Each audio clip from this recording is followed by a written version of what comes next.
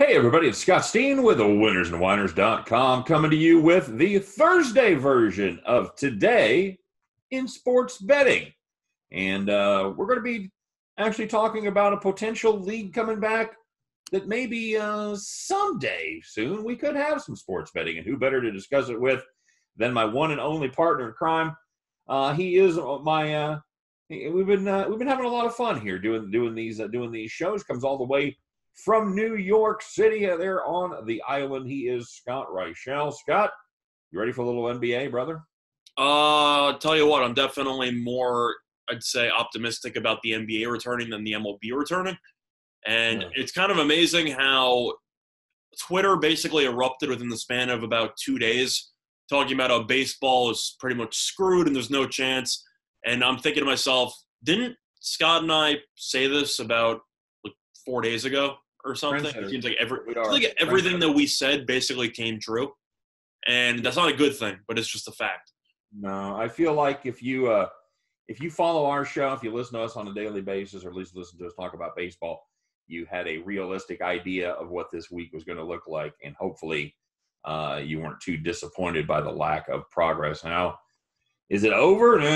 Not over yet, but I don't know if you saw Scott Boras' statement that said he advised the players not to bail out the league. So he's Boras also worried about his own commission. So I'm not going to immediately buy into everything he says, but the owners have looked extremely greedy in this whole negotiation process. And for the most part, I told you when we talked about it, I said the issue with the MLB is that the owners aren't treating this like it's a significantly unique situation. They're treating it like a work strike, and they seem like they're just content on waiting it out and trying to make the players look as awful as possible in the court of public opinion. And in reality, you don't really have that luxury of waiting, because you pretty much need to have some framework for the season to start within the next week or so.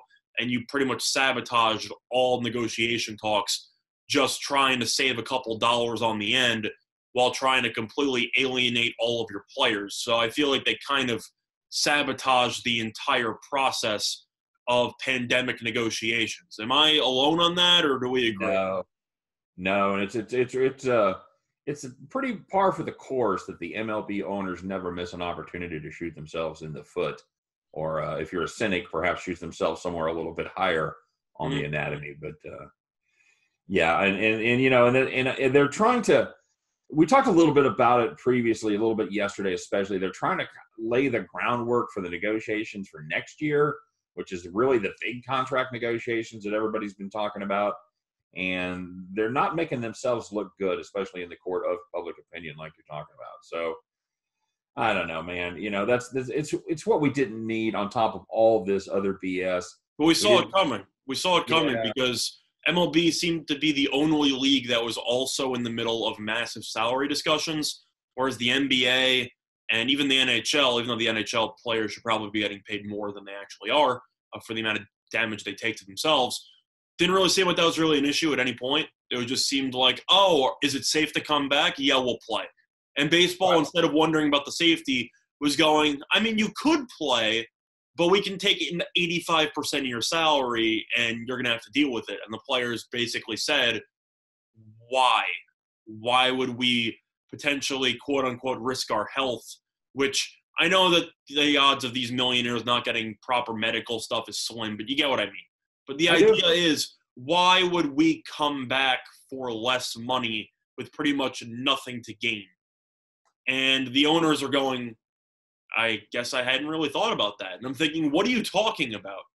But I don't know. It just seems like they're out of touch to me.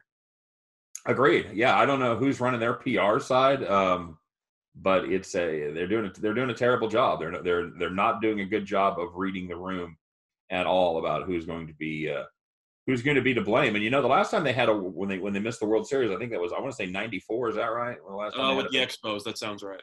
You've had a couple of labor issues since then, but they've all been resolved before the regular season started. Right.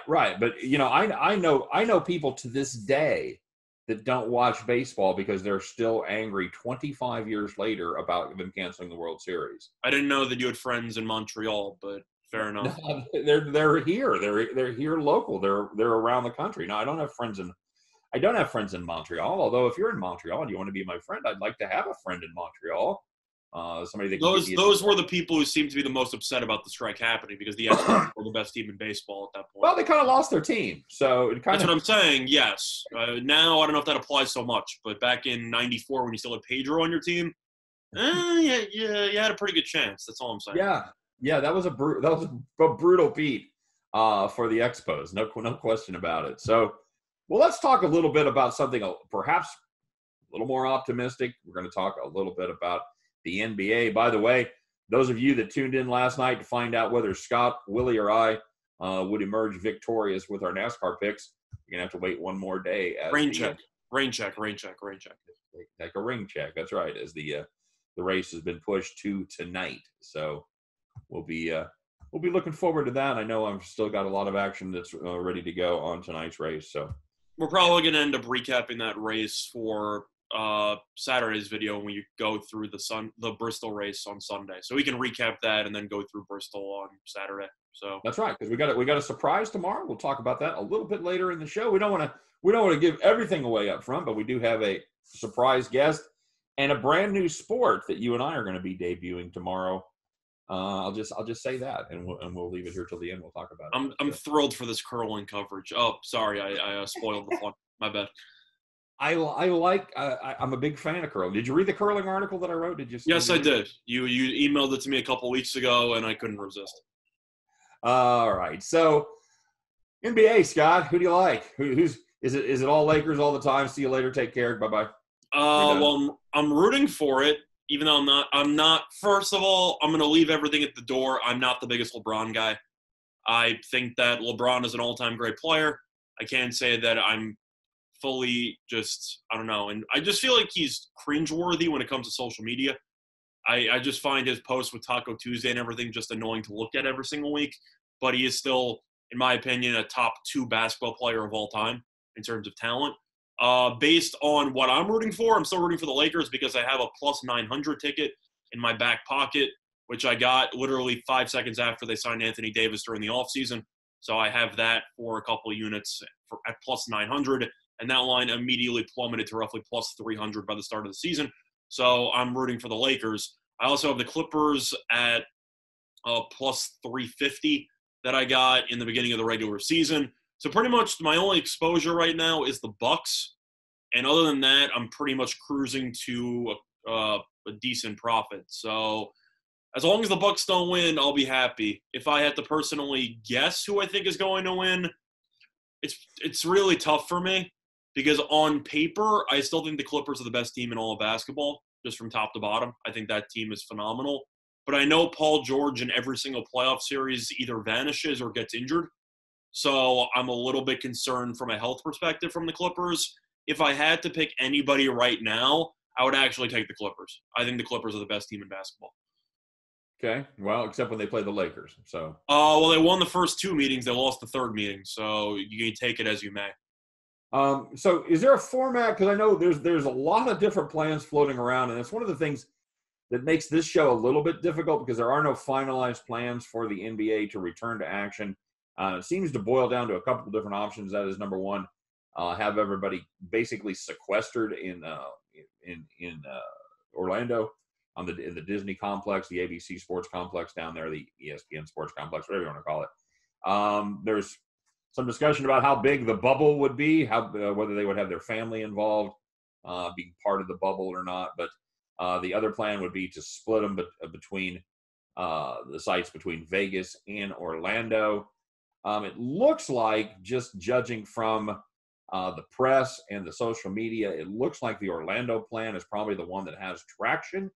And then within that plan, there's a couple of different playoff plans, including kind of having a 16-team free-for-all or keeping the format relatively intact and playing within the conference before meeting in the finals. So, Scott, a lot to unpack there. Where do you want to start? I think we can start out with the location, and then we'll work from there. So the way that I see it is that you have 2 options. Either you can put everybody in Florida and then work it out, or B, you put pretty much the Eastern Conference in Orlando and the Western Conference in Las Vegas, for example, because I know Vegas is going to be opening up some casinos and some hotels within the next week or so. So you do have some venues where you could rent out a couple floors, put some teams on there, and then potentially get some courts underway. Maybe in the I forgot what the name of the UNLV court is. The Thomas and Mack Center? Is that the name? Thomas and Mack. Yeah, Thomas and Mack is where you have a couple of college courts or something like that, which of course are not going to be used right now because there are no college students on campus. So you could easily rent some stuff out, find some basketball courts indoors, and then just have something going. I think that's definitely a realistic option if you want it to go that way. The only question is, how exactly would you limit the exposure of these NBA players to the outside world and to the locals in the area to try to prevent even one of them from catching the coronavirus? And I'm not sure how you can do that. I think your odds of somebody catching something are probably worse in Florida because they've been, open for longer. So you might have to worry about some locals in that area. But for the most part, I think I'm personally a fan of the 2-location solution. I think if you put more if you put all of the NBA players in one location, then if one of them catches the virus, you pretty much are screwed. And if you have 2 separate locations and somebody catches the virus, but you have half of the playoff teams in thousands of miles away, just in another location, you might be able to salvage the thing. So for me, I'm personally a bigger fan of having 2 locations. Yeah, and I am kind of interested to see, to me, the biggest part of the plan is what happens if someone tests positive. Do you shut everything down in that location for 2 weeks? I mean, do you just shut him down? Do you shut the team down? Well, that's what I was going to say. Let's just say, hypothetically speaking, hope this doesn't happen. Let's say Anthony Davis tests positive for the coronavirus, right? Are the Lakers just supposed to continue playing like nothing happened?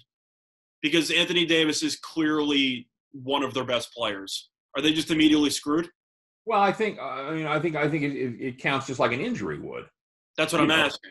Yeah, if he turns an ankle in a game and he has to miss the next game, that's the way it goes. And I just think you put the virus on the list as an injury, and that's the way you do it. I mean, we've got a Ford plant here in town, and they've had people test positive on the line. They've pulled those people off. They've pulled the people that test positive off the line. They've shut down the line. They test the people around them. If everybody tests negative, they start the line back up and they move on. And I think that you have to be able to do that with sports. I think that you can't shut down everything because one player tests positive. I think you test everybody else on the team. If everybody else tests negative, I think you pull him out, you isolate him for 2 weeks, and you move on with life. I agree with you. I think for the sake of getting through this, I think you have to. I'm just saying, I know that the NBA doesn't really care about people in Vegas and bettors and everything. That's a potential riot. That's all I'm saying. If you end up betting money on – and of course, he comes with the territory.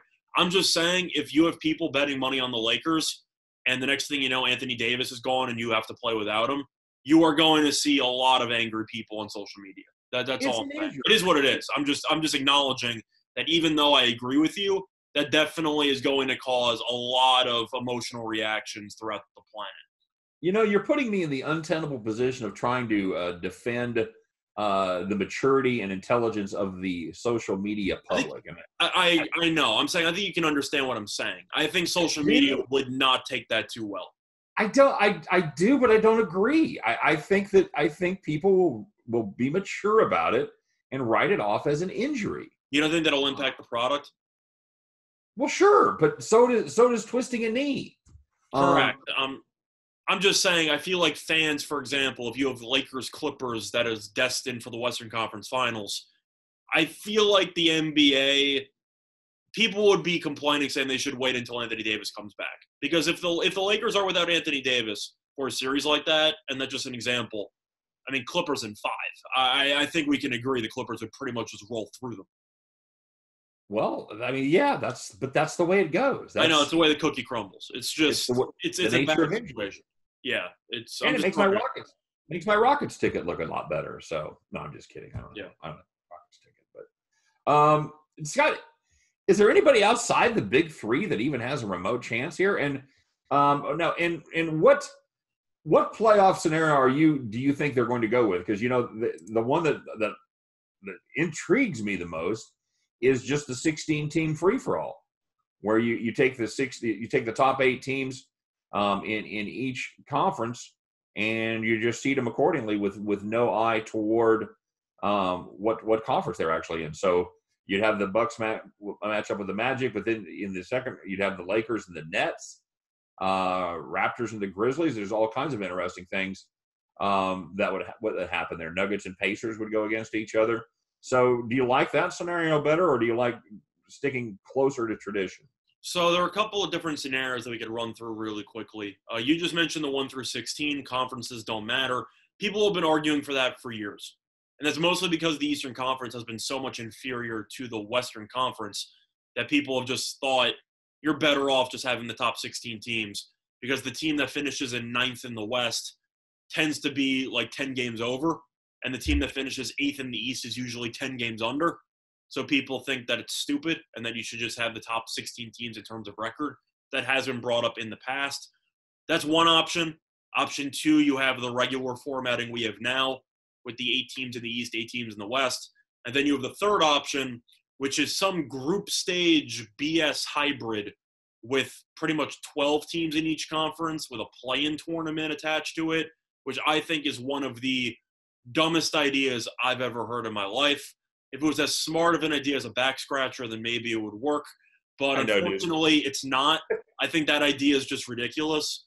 I don't know why anyone thought that having the Hawks play in a playoff series against the Knicks in a play-in situation would be a good idea. I think that's one of the dumbest ideas that you can possibly imagine. Where does that idea come from, Scott? I don't know if that was attached to the Cuban idea or not, but I'm pretty sure Cuban mentioned an idea where the 7 would in a play-in situation where the 7 seed would play the 12 and the 8 would play the 10 or something like that. It was some weird situation, and I think that's one of the dumbest ideas I've ever heard. Well, the thing is, and the way I read it with the Cuban plan is it would give the teams an opportunity to fulfill their local TV contracts. And apparently there's something, and I never read about how it impacts those contracts, whether they have to show a certain amount of games, whether they have to show games at the end, or how that works. But it was in conjunction with helping teams fulfill their contractual obligations as far as the TV situation goes. What about the top 6 teams in each conference? You just solved the TV rights from like 7 to 13. That doesn't change 1 through 6. I'm not sure how that does anything. I don't know. Again, that's the context that I saw it mentioned in, and it didn't do the articles that I read on it did not do a great job of explaining why that impacts. Yeah, so I can touch upon that. The way that I saw it was that pretty much you'd have a play-in situation between the bottom feeders and the last fringe playoff teams, and then you would have a group stage system with pretty much either the top 6 teams in the conference or the top 5 teams, and they would play each other a couple of games to see what the new seeding would be, and that would equal to the regular season totals that you're looking for the TV deals. Now, the problem with that is that the regular season is basically meaningless at that point, because whoever would win these last-second quarantine special games would determine the seeding, and the regular season record wouldn't mean anything, which I think is stupid. So I'm against that. I understand that TV money is a big deal, but I think that idea is way too complicated, and I just don't think that there are enough pros to outweigh the cons in that situation. So I'm personally even Cuban admits that logistically it would be very difficult to be able to schedule that many games and everything. So I don't know. I think the league that has the most success is going to be the one that is able to think outside the box. And this is going to be a season like no other season. So let's face it, no matter what they decide to do, no matter what league it is, no matter what format they use, people are going to complain, and they're going to complain on social media. They're going to blow up Twitter. And at the end of the day, you have to realize that, number one, a minority of people use Twitter. An even smaller minority of people care about it. It gets the voices on Twitter get amplified just unnecessarily. All the NBA cares about, though, is ratings. If you're going to watch the thing, which pretty much all of you are, whether you hate it or not, yes, then the NBA is going to be fine with it. It's not like the NBA is planning on using any strategy to replace the NBA Finals for year to year. This is clearly a unique circumstance where they have to do whatever they can to even salvage a product. Agreed. So, And that's why I think a little patience, a little flexibility on the part of the consuming public is going to be necessary in this. It would be, I would say it would be difficult for them to screw this up. It's as long as you restart, you have some semblance of the product that was there before, you have a competitive situation in the playoffs. I think they're going to be fine. I think at the end of the day, people are going to be happy that the NBA is back.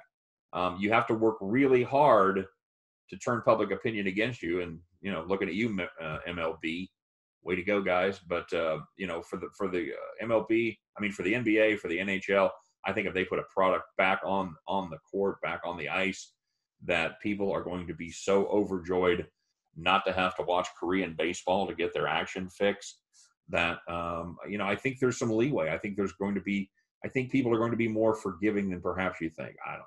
Yeah, well, just to be clear, Korean baseball will still have the monopoly on the 4 a.m. degenerate gamblers, so I think they'll be just fine. But in reality, the point is for the sake of just every day at 7 o'clock. Pretty much sports betting, now you have German soccer. But I'd say for the most part, from 6 p.m. to maybe, 2 a.m., you have just complete dead zone. Yeah. When it comes to betting, it's just the way it is. And you can argue, NASCAR, it's once a week in the middle of the week. Right. You don't have many options here. And even that's going away. I think NASCAR is going to go back to, just their regular Sunday races here. I actually like the weekday. Love it. I think the weekday racing is actually a great idea. But the problem is logistically, you have to run 2 races in a row at the same track.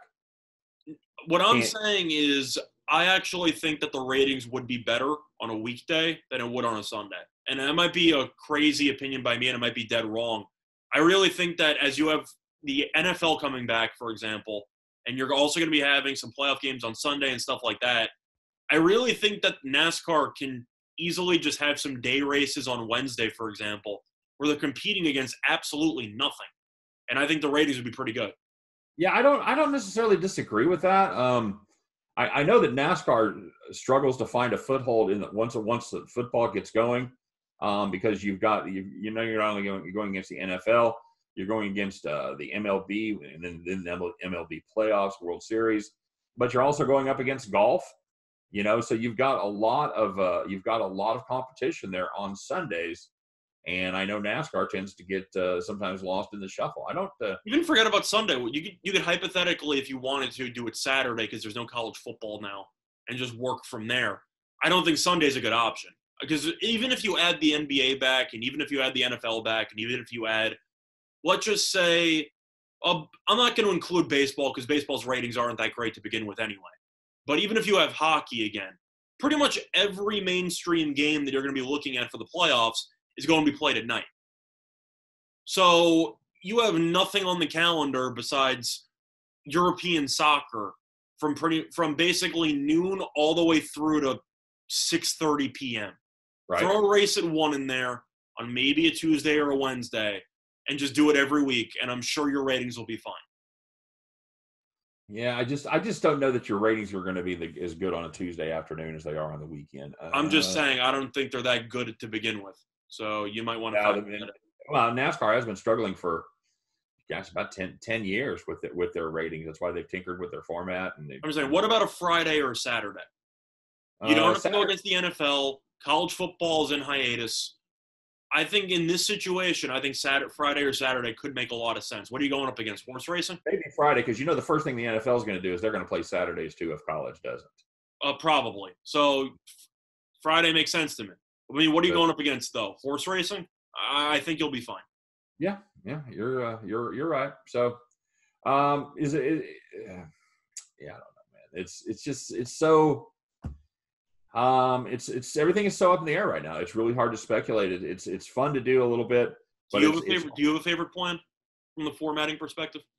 I like splitting them into two locations for the same reason that you talked about, with being able to not have to shut down the entire thing if somebody tests positive, which I don't think you're going to be able to do anyway.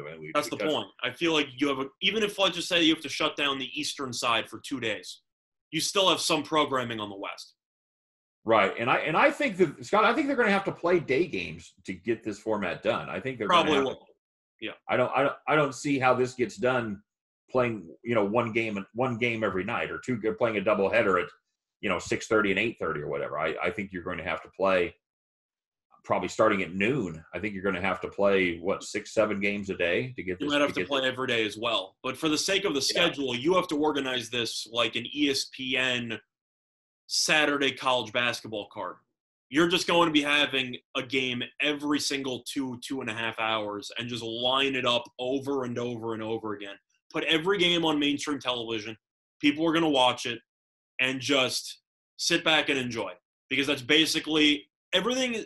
Even though you have a lot of issues with how everything is developed, in terms of programming, the viewership has been laid out to you on a silver platter. You just have to throw anything out there and people will watch it. Just treat it like college basketball, throw in a bunch of random matchups in a row, TNT, TBS, ESPN, treat it like March Madness and even have 2 or 3 games on at the same time. Just unload the basketball coverage every day for roughly 2.5 weeks, and everyone will be happy. I agree. You'll have plenty of opportunity for sports bettors. You have plenty of opportunity for people who like to watch the NBA. I agree. I just shotgun it and throw those games up there. We still have. I saw a scary stat yesterday about how many people are still unemployed. People that are making $40,000 a year or less, 60% of those people have lost their jobs. That's a frightening stat in and of itself, but it also means a lot of people are at home.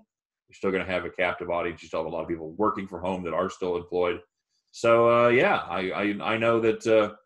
I know that I, for one, would certainly keep an eye on the NBA game while I'm doing other work.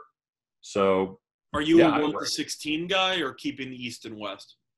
I'm torn.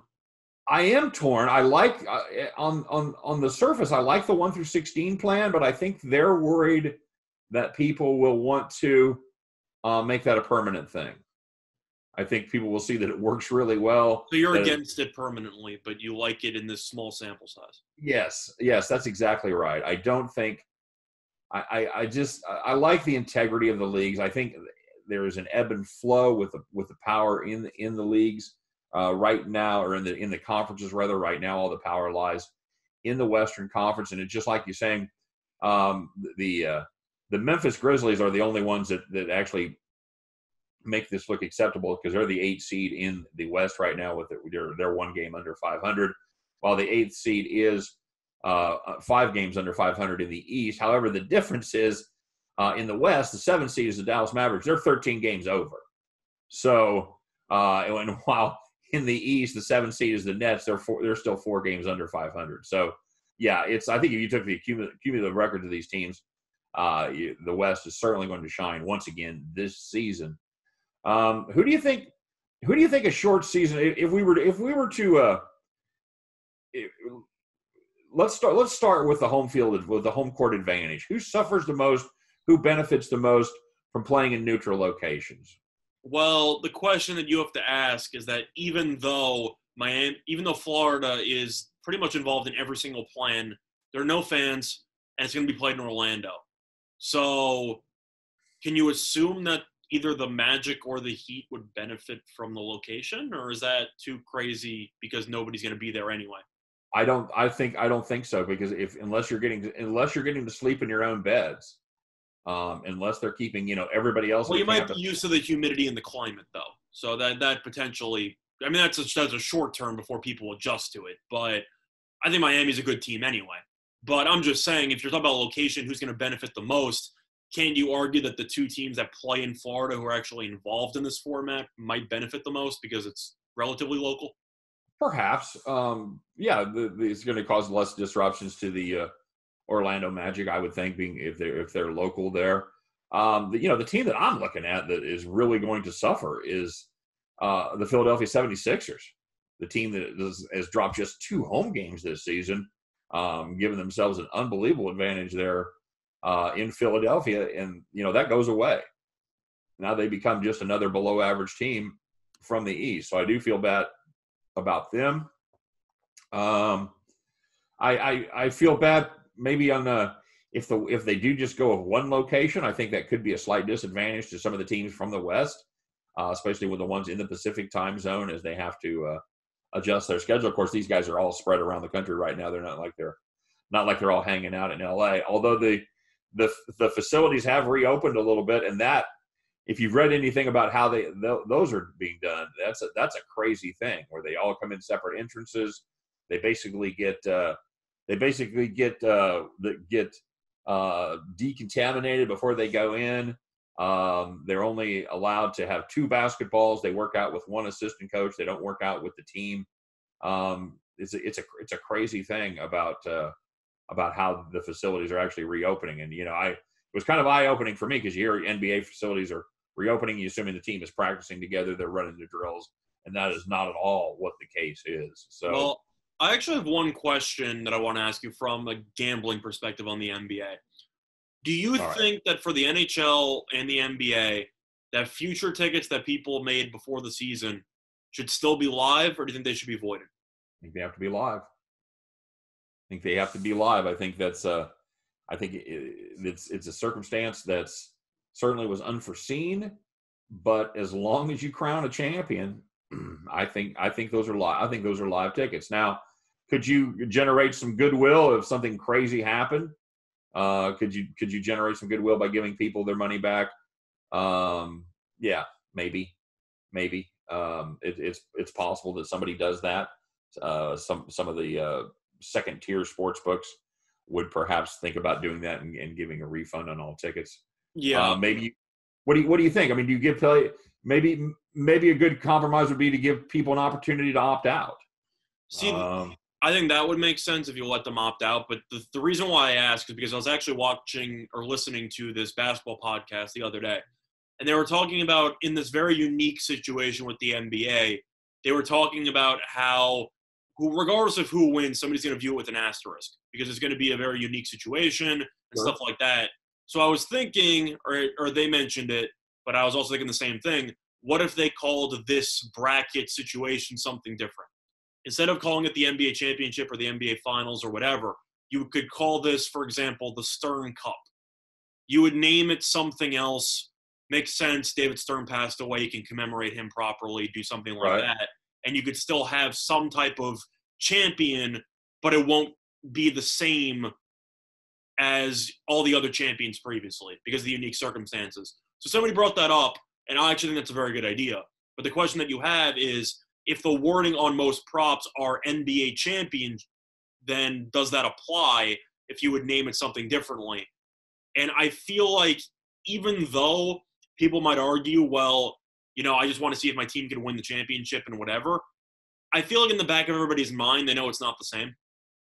And you can make the argument that A, so what? Or B, this isn't exactly what I signed up for. So I think you can really argue both ways. Yeah, I think if you take the top 16 teams, I don't think that most of the teams have played about 65, 66 games.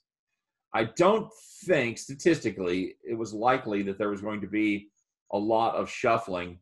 Certainly not in the East, as the Magic had a 5.5 game lead with 18 games left. Actually, I got one question. When top 16 teams, do the 8 teams in the East still make it or no? Yes. Okay. Yes. I think you have to.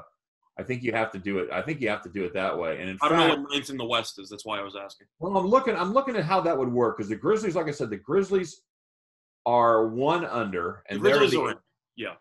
And the Blazers would be the 9th seed right there. They're the 9th place team in the West, and they're 8 games under 500. Okay. So the Magic are in. Yeah. Okay. So they did not beat out the Magic, right? Yeah, okay, that's what I was asking. That's fine.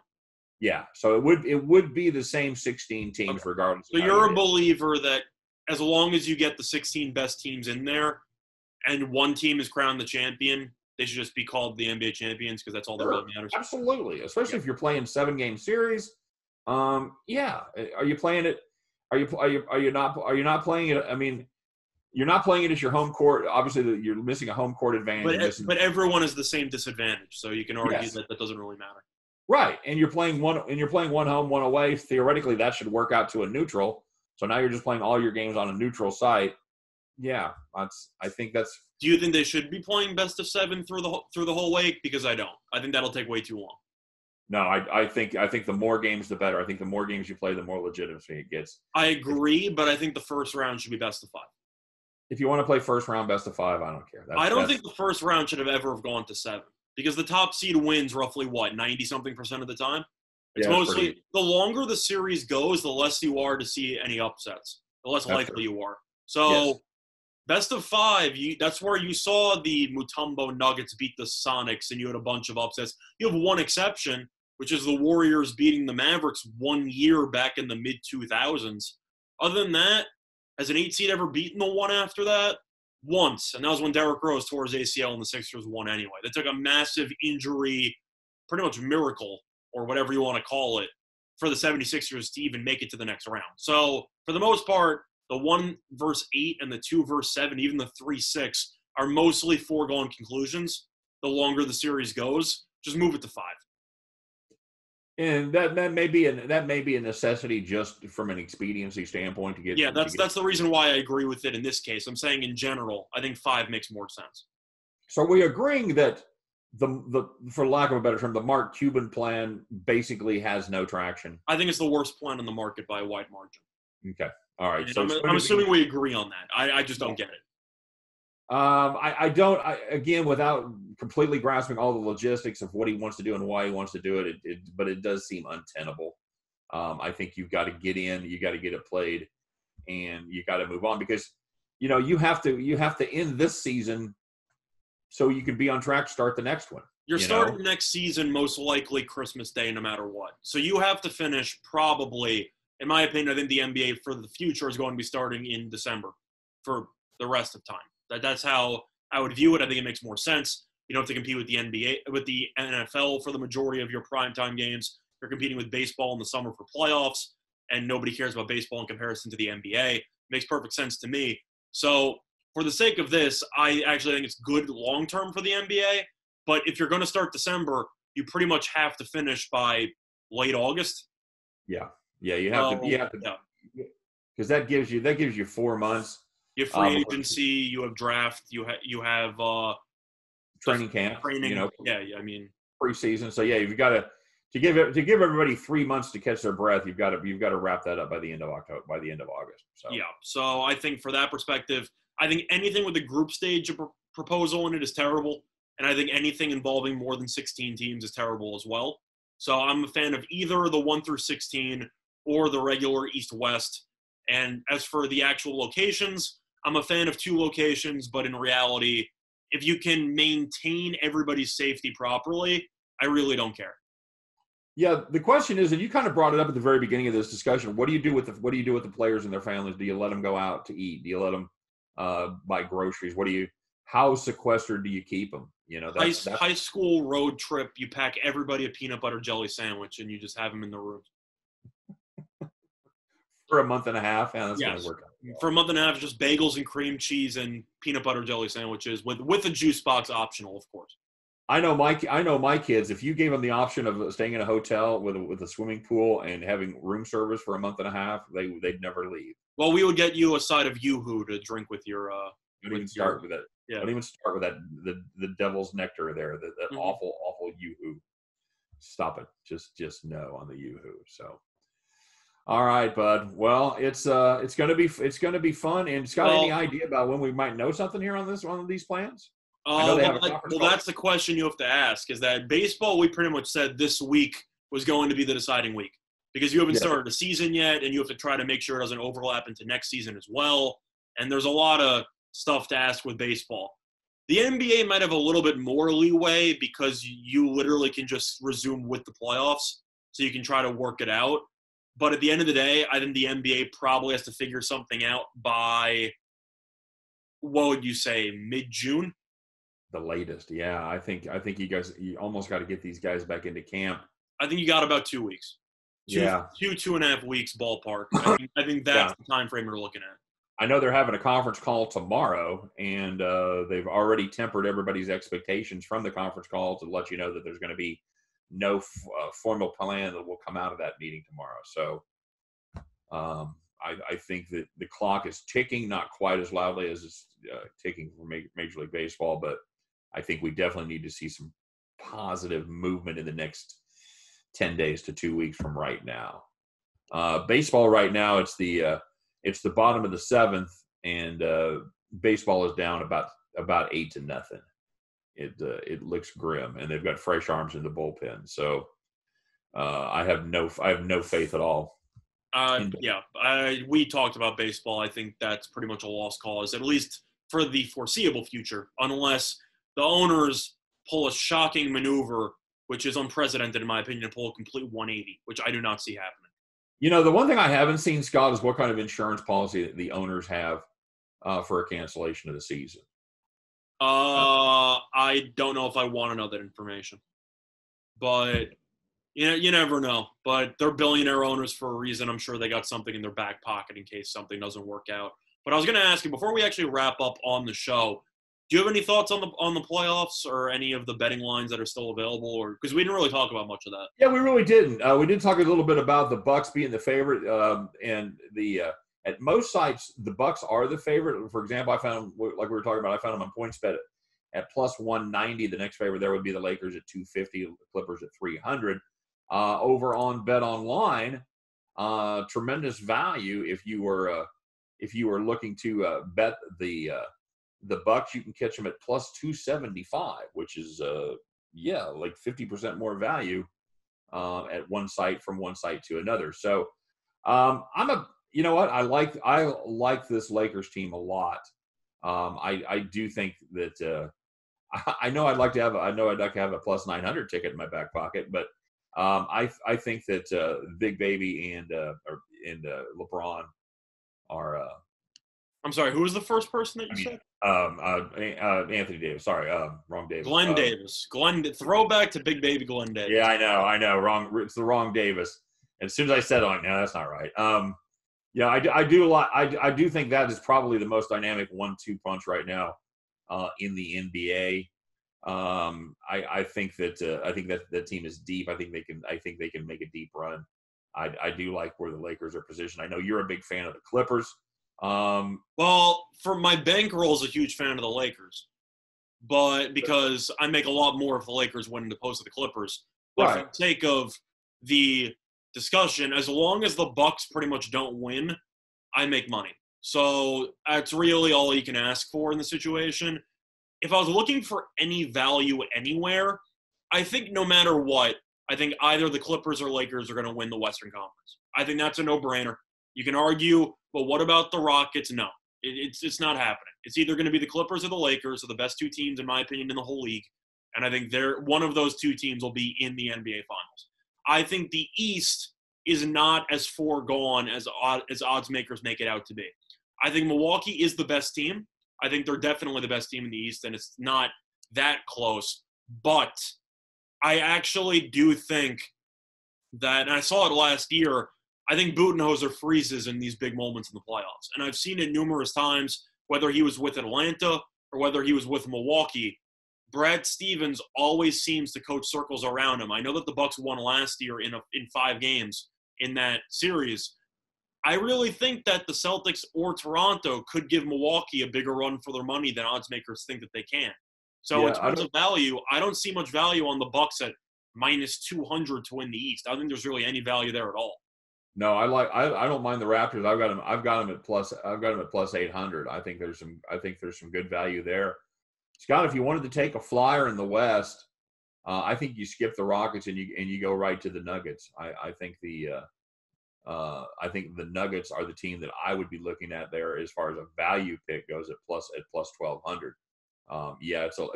That's a long, treacherous road to hoe to eliminate both the Lakers and Clippers. Hopefully somebody else would step up and eliminate one of those teams, but that would be unlikely. You'd most likely have to beat both of those teams, and I know that's why the long odds. But I do like the team setup for the Nuggets better than I do for the Rockets. So agree to disagree with that one. I'm not a Nuggets guy, and I think the only thing that the Nuggets had going for them was home field in the altitude, home court in the altitude, and they don't even have that anymore.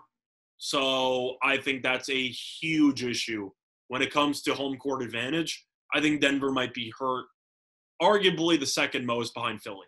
Philly's in a separate category because they're unbelievable at home and they are abysmal on the road. But Denver needs that altitude. That is what makes Denver so tough to beat in the playoffs, besides the fact that they generally look underwhelming in the playoffs in the last couple of seasons. So now that they don't have that, that's an issue. Well, Denver's 4 games over 500 on the road. So, I mean, you can't just automatically write them off as a homer team. No, but I'm saying that if they were going to upset the Lakers or the Clippers, they need some substantial home court advantage, and the altitude provides that. And now that they don't have that, let's just say, for example, the Nuggets go up 2-1 against the Lakers or Clippers. You're still taking the Lakers or Clippers. I mean, there's no way you're not.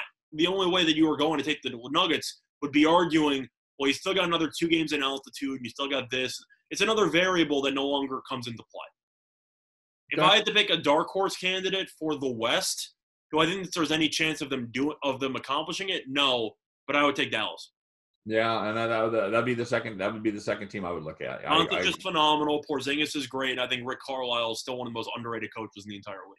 So I think you can make an argument, but in reality, I think you're going to be looking at the Bucks versus either the Lakers or Clippers. But I think that there is a chance that maybe Toronto or Boston, if not both, can maybe push them to 7. Maybe. I don't even know if both is possible, actually. And I don't really like anybody else in the East. No, I think it's those 3 teams with Milwaukee as the prohibitive favorite. And in the West, I actually think there's only 2 teams. Yeah, and that's probably true. And we'll see how that all shakes out. I think Dallas is a year away. I think it's we kind of scrubbed this year. But if this would have been a normal year, I think Dallas would have perhaps been in a position to contend next year. Yeah, well, just to ask though. If I told you Dallas was going to be playing Denver in a 7-game series with no home court, do you think Dallas has a shot at winning that series? Because I do. I do think they have a shot at winning. I would actually pick Dallas to win that series, if I'm being completely honest. Well, you'd probably get a good price on it. I would. I'm just saying I would personally be taking Dallas. And if I asked you, could Dallas beat Houston in a 7-game series, you'd probably tell me I think they could. Oh, yeah. So yeah, plus 2,500 to win the West, and you have a chance. If Portland could make the Western Conference Finals last year, I think that there is a chance that Dallas can make the Western Conference Finals and then get completely destroyed in the Western Conference Finals. I think you could easily hedge that going into the Western Conference Finals. I was going to say, then you've got a great hedge opportunity if that would somehow happen. So, well, the issue is that you'd have the Lakers. I forgot the standings. The Clippers were second or third? The Clippers are second right now. Okay. So Nuggets, they're a game and a half ahead of the Nuggets. Yeah, so Dallas would have to play the Clippers or the Lakers before the Western Conference Finals anyway. But I think there's a decent chance that they could make it to the point where they would play the Clippers in the second round. Well, in a normal situation, they're going to open with the Clippers because Dallas is the 7 seed. I didn't know Dallas was the 7. That kind of stuff. Dallas is the 7. They're 13 games over 500. But they're still just the 7 seed. They're a game. Well, what if you did 1-16? What's that? What if you did 1-16 with no East? I've got it right here. If you did it 1-16, Dallas would still open with the Clippers. That is everything I just said about Dallas. Never mind. Never mind. You either got 2 versus 7 or 4 versus 13. If Dallas was playing Denver, which isn't going to happen, I would actually put money on Dallas. I think that they are better than Denver. Okay. I trust Carlisle more than Malone. That's all I'm saying. Yeah, and the Rockets are going to match up with Denver under traditional format, and I like the Rockets. Under the 1-16, the Nuggets are going to match up with the Pacers. Now, see, that's a situation I think the Nuggets can advance to the next round. That's an interesting one for me, but I agree. Is going to be a lot of interesting things happen. So yeah. So for the sake of this, we just believe it's pretty much a 3-horse race, with maybe a dark horse shot for a Toronto or a Boston. Yeah. I'm still gonna. Yeah. Again, my third pick there. Again, we agree to disagree on this one. I go with Denver. and you go with Dallas, but I think there's a significant drop off. Well, I said Dallas before I realized they were playing the Clippers in the first round, so that kind of changes some things up. But yeah, for the sake of just this discussion, for third, I have more faith in the Rockets making a deep run than the Nuggets. So I had the Nuggets pretty far down in my personal playoff power ratings. So okay, fair enough. I just hope we have some basketball pretty dang soon. Same here. Yeah, I'd be up for that. So shall we reveal what we're doing tomorrow? I'll let you do the honors. You booked the guest. We're going to do a little horse race in there, buddy. We've got a we've got a guest that's going to be on, and I'm checking out his name right now. Getting all of his bona fides here. Irad Ortiz. I can't believe he's coming on the show. What's that? Irad Ortiz. I can't believe he's coming on the show. Yeah, it's hard to believe, isn't it? Yep. It's going to be his name is Curtis, and Curtis. Man, I'm gonna have to get a pronunciation. I believe it's Curtis Kaleward, and he is the host of the Magic Mike Show, and they do horse racing. So it's going to be we're going to have Curtis on. We're going to talk about the situation about the tracks over the weekend, about some of the races that are going to be run, because there's a lot of tracks that are running right now. I looked that up last night, and there's what? Churchill's underway, Gulfstream's underway. You still have some stuff in. I don't know if Santa Anita's running anymore, but I know that they were for a little while. I want to say there's like a dozen parks open right now. You have Fauner Park, which is still running. You have a couple of options that are still there. So it'll be fun to have Curtis on. We're going to talk horse racing, and it's something that you and I don't have a ton of experience, so we've kind of avoided the topic. I've gone to the Belmont for the last 3 years, so maybe I learned something. I don't know. You talk about that, but you still don't posit yourself as a horse racing expert, right? Well, I told you about my Australian horse extravaganza that happened a couple days ago, which did not work out. So yeah. Did you tell us on the air about that? I didn't say it on the air. I told you personally. I got a matchup for a horse race and Australian horse racing, and I ended up getting a matchup prop. I got an 8-5 horse versus a 7-1, and I got it at -155. So I slammed it because value-wise, that's ridiculous. I got the favorite in the race versus a 7-1 at -155. Right. And the favorite came in fourth, and the 7-1 came in third, and that was the end of that. Outstanding. So we'll have the value was there, and I got my ass kicked. So you know what happens. And it certainly happens. So we're gonna have an expert on tomorrow to talk about that. I'm looking forward to it because I've been looking to expand on my betting a little bit, and I've played. You retired from Korean baseball or no?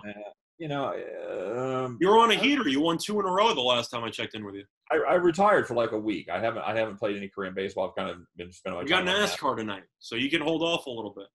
I'm excited. I'm excited about NASCAR, man. That should be fun. So yeah, I've been looking to expand a little bit on my weekend options for betting, and I think horse racing fits in really, really well. So I'm excited to have. I'm excited to have Curtis on tomorrow and talk about that. I'm switching over to soccer and UFC for the most part. Okay, fair enough. And we do have the UFC on Saturday. So and then on Saturday, the Saturday show, we're going to have Winning Willie on and talk about the Bristol race, my personal favorite race of the season. We're going to talk about that Sunday NASCAR race. We're going to review who is what should we call it, the Winners and Whiners Cup? What should we call the competition between the three of us, Scott? I have no idea. The only thing I know is that I should be winning right now, and I'm not. So I don't know if I'm fully on board with this competition, but we'll figure it out. Okay. All right. Good enough, buddy. And hopefully you'll be over your bitterness by then. It depends how I do tonight. So we'll figure that out. But, all right. Good enough, man. Appreciate it. And hopefully we'll have some sports here, Scott. We're headed the right direction with the NBA. I think they're in the right spot. They have their eyes on the prize. They just have to work out the details. I think we're going to have NBA. I think we're going to have NHL. I think we're going to have Major League Baseball, perhaps again in 2022. We'll see how that goes. I have no confidence in them getting their stuff together to be able to play next season either. But that's a depressing topic for another day. And I would love to be wrong. I would love to be absolutely totally incorrect. So I think 2021 will happen because you can pretty much go back to the original salaries for the most part. But I understand your point. Yeah, we'll see. Yeah, I don't trust the higher ups in the MLB. That's all I'm going to say. When billionaires fight with millionaires, it's thousandaires like us that get trampled, buddy. That's the way that works out. Sounds about right. All right. So until tomorrow, I am Scott Steen. He is Scott Reichel. We appreciate everybody stopping by to watch, and keep a good thought. Maybe send out some positive vibes. Are you a believer in the mass consciousness, Scott? Do you think positive vibes into the universe help? I think that died with social media, but maybe. Okay. All right. Especially after all the social kind of chaos that happened yesterday, I think that I kind of hope things get a little bit more positive in the future. You know what I mean? All right. Well, it certainly can't hurt. Everybody throw out your positive vibes, throw out your good feelings, and let's see if we can get some things rolling here, all right? But until tomorrow, we're going to be back with horse racing. Till then, I'm Scott. He's Scott. We are with winnersandwhiners.com. Don't forget to check out winnersandwhiners.com. Great daily content. Win, of course, every single day. Talking about UFC, talking about NASCAR, horse racing, talking about futures in the NFL, the NBA, all kinds of good stuff. Make sure and check out our fantastic writers. They are second to none. Stop by, check out Winners and Whiners and their sister site over there at statsalt.com. And until then, you guys join us again tomorrow on Today in Sports Betting. Everybody take a deep breath. It's almost time for the weekend, and we're going to get through it. You guys are doing a great job. Hang in there, everybody. Things are starting to reopen. So take a deep breath, send the positive vibes, and we'll be rocking again before you know it. All right, everybody take care. Have a great day. Stay safe. We'll see you tomorrow.